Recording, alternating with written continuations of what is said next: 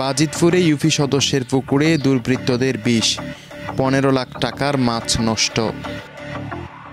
কিশোরগঞ্জের বাজিতপুরে ফিরোজপুর ইউনিয়নের 6 নং ওয়ার্ডের জুয়ারিয়া গ্রামে ইউপি সদস্য সোহাগ মেম্বারের মাছের পুকুরে দুর্বৃত্তরা বিষ প্রয়োগ করেছে। এতে প্রায় 15 লাখ টাকার মাছ মারা গেছে বলে তিনি দাবি করেছেন।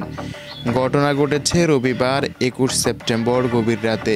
সোহাগ মেম্বার জানান, সকালে পাহারাদারের কাছ থেকে খবর পেয়ে পুকুরে গেলে দেখতে পান বিভিন্ন প্রজাতির মাছ মৃত অবস্থায় ভেসে উঠেছে।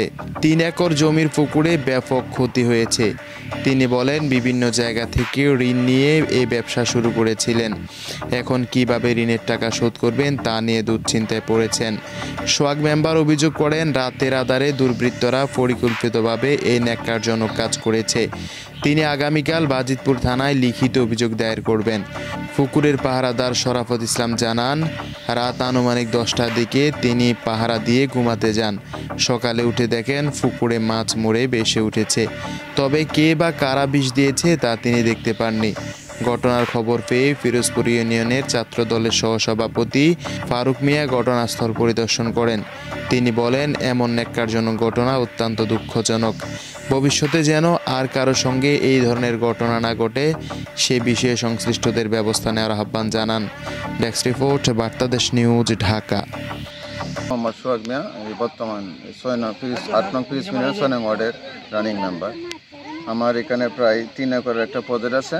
আমার একটা কর্মচারী আছে, রাত্রে এখানে পাহারা দেয়।